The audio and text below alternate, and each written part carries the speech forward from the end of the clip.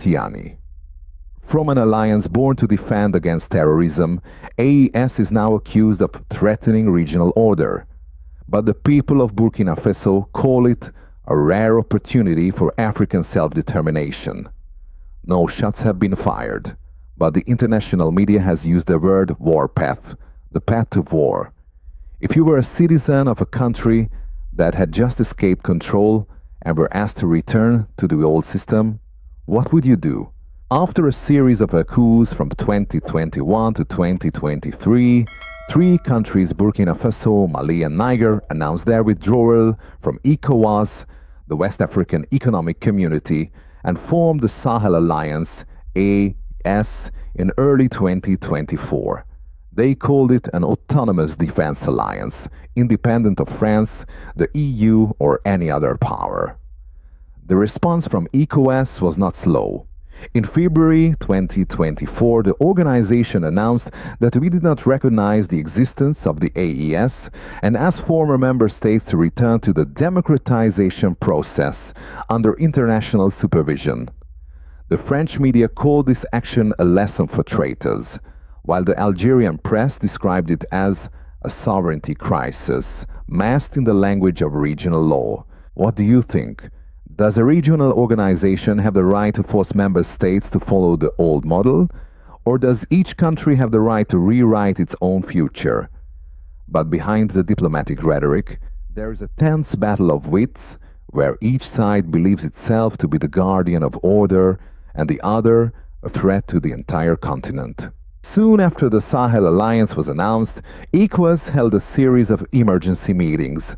In the press, these were billed as restoring regional order. But behind closed doors, the member states were far from unified. Nigeria, the most influential country, worried that the departure of the AES would set a precedent for other military groups to emerge. If you let countries militarize successfully, said one senior official, every democracy left in West Africa will falter. Ghana and Senegal, on the other hand, expressed concern about the use of force. They feared that a military intervention would plunge millions of people into poverty and instability. You can't bomb sovereignty and call it peace. The debate within ECOWAS was endless. Behind that is pressure from Western partners, especially France and the EU, powers that are losing influence in the Sahel region. The AES's cutting of military ties with France, expelling foreign troops, and ending bilateral agreements has angered Paris. A leaked memo shows that France has been lobbying hard for ECOWAS to take a tough stance against coup regimes, even providing logistical support if intervention is needed. But the people of Burkina Faso, Niger, and Mali find this strangely familiar, a new cycle of indirect control. Meanwhile, AES leaders have remained silent in the face of ECOWAS's threats. No loud press conferences, no provocative statements.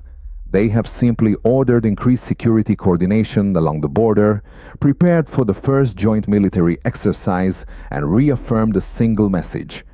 We do not want war, but we will not bow to anyone. On social media, a photo quickly went viral. The three presidents, Traoré, Goïta and Tiani, shaking hands in the desert. Below was the caption, "We are not betraying anyone, we are just returning to ourselves." Questions began to emerge not only in the meeting room, but also on the streets of Lagos, Accra and Dakar, places that were once symbols of stability. Are we on the right side? A small survey conducted by the newspaper Afrique Nouvelle showed that 43% of Nigerians questioned did not support military intervention in AES, despite the government's firm stance. A shopkeeper in Abidjan told a reporter, "We don't know much about politics, but if Traoré can make his people live more securely, have land, have electricity, what's wrong with that?" This left ECOWAS governments in a quandary. They once thought they represented a legitimate voice, but now they risk losing the trust of their own citizens. The image of a group of young leaders daring to stand up to the old model has a strange appeal. The irony is, ECOWAS was created to protect the region from conflict, but now it risks triggering one. The moral standing that the organization once held is now being questioned, not because its goals are wrong, but because its behavior is no longer appropriate to the times. At a closed-door conference in Lomé, a Ghanaian delegate stood up and protested, "We cannot use the name peace as a shield for old interests. If an organization does not change, it will become an empire." A group of intellectuals in Benin sent an open letter to ECOWAS asking, why is only AES asked to return to the democratic process, while many other member states also have human rights violations that no one talks about? Bias, inconsistency, and external pressure are pushing ECOWAS to a dangerous edge. It is no longer a story of keeping order, but a crisis of legitimacy. And while the AES government prepares for the darkest days, the people of these countries still show their support in a very special way. They are silent, but do not retreat. There is no violence, no agitation, just AES flags hung on electric poles, house doors, on the backs of buffaloes plowing, as a declaration, this is a fight for the right to choose the future. And then, in the midst of that undercurrent, Traoré decided to break the silence, not with words, but with a series of unexpected actions, forcing the whole region to watch. Would you dare to leave a powerful organization to start over on your own? There will be danger, there will be isolation, but is autonomy worth it? While ECOWAS is training to find common ground, while the media constantly emphasizes the risk of riots, in the border villages, people are still plowing their fields, building schools, rebuilding after the war, because for them, politics only makes sense when it touches their land, their food, and the safety of their families. And then, in the midst of that undercurrent, Traoré decided to break the silence, not with words, but with a series of unexpected actions, forcing the whole region to watch. While the international media and the ECOWAS countries continue to debate the AES threat in Ouagadougou, Bamako, and Niamey, things began to move at an unexpected pace. No long speeches, no defiant press conferences, just action. On June 15th, the governments of the three AES countries simultaneously issued a decree to reorganize their armies. Each country sent an elite battalion to the Sahel Triangle to participate in a joint exercise called Sahel Shield. This was not just a simple exercise. It was a clear message. We are ready to defend ourselves. Ibrahim Traoré himself was on the scene in uniform, without bodyguards, shaking hands with each soldier.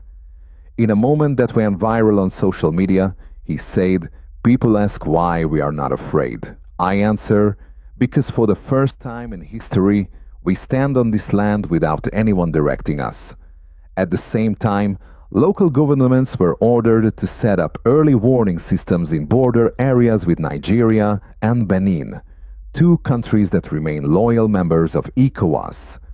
Although they did not say it, people understood. They were preparing for all possibilities, including conflict. It is worth noting that these measures were not carried out in a military show of force. All were embedded in a national media campaign called Security Self-Reliance. If it were you, faced with the risk of intervention, would you wait or proactively build your own defense line? How do you think the government should explain its actions so as not to create fear among the people? But the most striking difference in the AES response was not the military. It was the way they mobilized the population, not through violence, but through community spirit. In Burkina Faso, local radio stations began broadcasting a program called Citizenship in Transition. Farmers, teachers, and students were invited to speak, sharing their thoughts on sovereignty, preparing for an economic siege, and most of all, trust in the new government. A primary school teacher in the Kaya region said on the radio, "For the first time, I saw a government that didn't talk much but did something. Even though it was difficult, I chose to stay in class because the future of the children was more important than fear." Soon after, Sovereignty Week was launched in all three AES countries.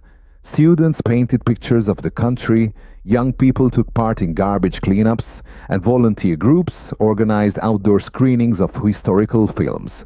In the viral photos, people held up three fingers, representing Burkina Faso, Mali, and Niger, not to protest, but to declare one thing: we do not want war, but we will not back down.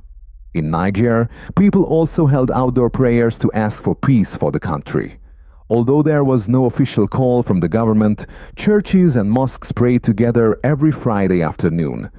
The image of a poor country still holding its head high, still believing in a protector greater than politics, brought many people to tears. What is more special? The AES government did not ban dissenting voices. Some independent newspapers still published opinions criticizing the policy of militarizing society too quickly. However, there were no arrests, no repression, and that was what surprised many people the most. Outside the region, Western analysts are starting to worry.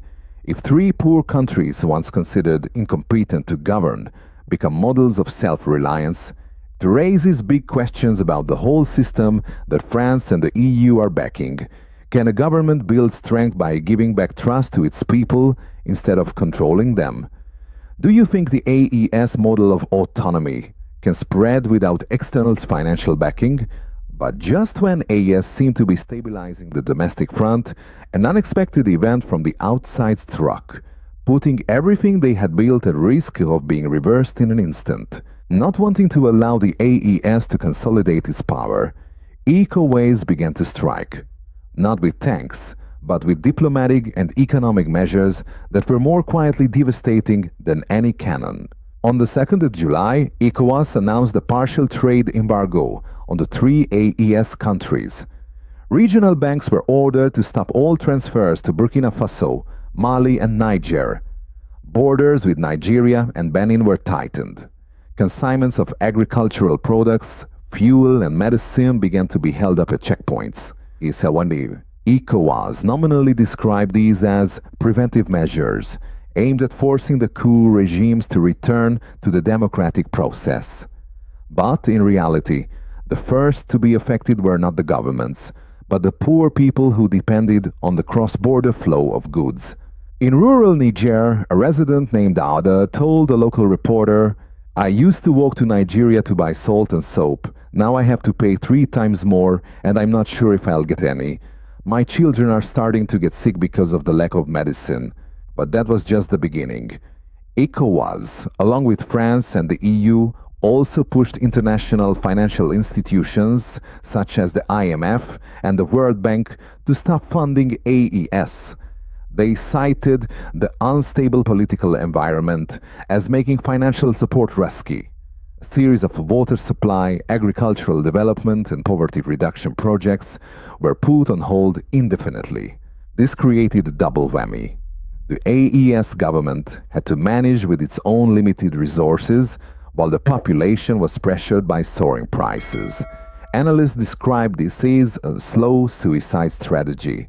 Instead of launching a military attack, they tightened the economy to turn people against the government.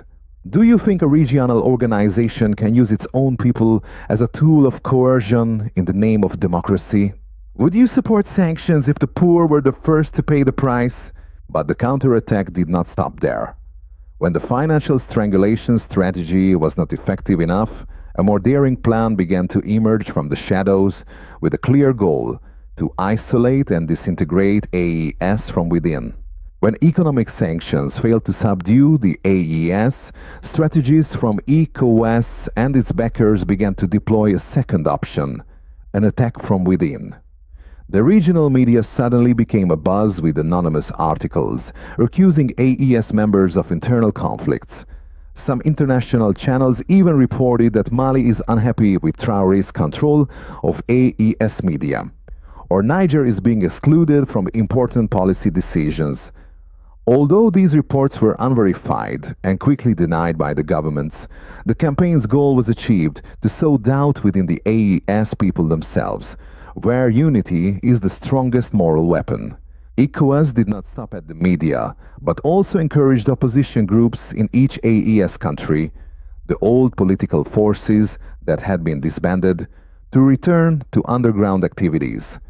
Independent media reports have revealed that campaign funds are flowing underground from Lagos, the current Paris, to pro-democracy groups in Burkina Faso.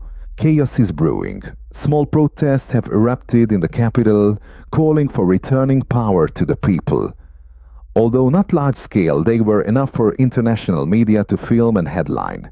AES begins to crack. Meanwhile, AES governments have been forced to react quickly. They have tightened controls on foreign money flows, tightened regulations on non-governmental organizations, NGOs, and launched a transparency and trust campaign, inviting citizens to public seminars on autonomy, the economy, and security. Yet many observers are concerned that ECOWAS's provocations are accelerating the process of confrontation, not only between the two blocs, but also within countries, where fragile stability is only maintained by trust and determination. Who do you think is the real winner in a confrontation where both sides have lost the trust of their own people? If democracy is the ultimate goal, why use the media as a tool to divide? But just when it seemed that everything was approaching the point of collapse, an unexpected event occurred, not from ECOWAS, not from the West, but from a long silent force, the remaining Africans. As all eyes were on the confrontation between ECOWAS and AES, an unexpected event took place in Libreville, Gabon. Within the framework of the expanded Conference of SAMAC, the bloc of Central African countries, the president of Gabon, together with representatives from Chad, the Republic of Congo, the Central African Republic, and Equatorial Guinea, made a brief but shocking statement. We support the autonomy of every African country in choosing its own development model. Without mentioning AES by name, everyone understood this was a quiet handshake, a support in principle, coming from countries that were also deeply influenced by the French colonial system. Just days later, AES delegations were invited to a closed-door meeting in Bangui, Central African Republic, where President Faustin Archange Touadéra, who had held his country together against both insurgents and international intervention, proposed the creation of a new forum, African Self-Reliance, a community of non-ECOWAS and non-CAN states willing to support each other in security, trade and energy. This was a surprising counterattack. AES was no longer alone, and ECOWAS was no longer the only regional force with a political voice. At the same time, Russia, Turkey, and even Brazil began to quietly reopen diplomatic channels with AES, expressing interest in long-term cooperation, especially in the fields of solar energy and minerals. Without making any public announcements, the world realized AES might be establishing a new axis of influence. How do you think the world would change if African countries stood together, not following orders from the North? If you were the leader of a small but autonomous country, would you choose to remain silent or speak up like Gabon did? But there was one thing AES had yet to do, something that caught ECOWAS off guard, until the message was broadcast simultaneously on 3 national channels. Then the camera panned to ordinary people, a Nigerian mother teaching her child to read the alphabet in chalk on the ground, a Malian teacher lecturing under a bombed-out school, a young soldier in Burkina Faso bowing his head in prayer before going on patrol. No declaration of war, no words of condemnation of ECOWAS, just images, just facts. Less than 24 hours later, the video went viral across Africa with the hashtag #Bibubun We Not Bowing. Artists, academics, and celebrities in Congo, Angola, and even Senegal voiced their support. A Benin journalist wrote, "We are witnessing a counterattack of faith, without weapons, just truth and dignity." ECOWAS's response was muted. No new statements, no emergency meetings, no further sanctions, because when a war becomes symbolic, all weapons become meaningless. What do you think makes a government stronger? The defense budget or the truth? If you were the one to deliver a message that changed history, what would you say to your children and grandchildren? But despite the media victory for AES, the biggest question remains how to maintain real peace when the world is becoming more and more divided. In every battle, the strong do not always win, but the ones who stand firm in the truth always leave their mark. And sometimes what changes a continent is not guns, but beliefs. When three young leaders decided to step out of the old system, they did not simply choose a new political path. They chose to ask the fundamental question that millions had avoided: who really has the right to decide the fate of Africa? In their evening prayers, in poor villages far from the lights of electricity, people do not pray for more tanks. They pray for children to be educated, for adults to have food to eat, for this land to live up to the dignity that God gave it from the beginning of creation. And perhaps it is that, not policies, not speeches, that changes everything. How do you think your children will learn about this confrontation in their textbooks? If it were you, what would be the ending to Africa's new chapter? Do you believe that justice, truth, and faith in God can coexist in politics? Leave your answer below. Who knows? You might be writing a part of the future.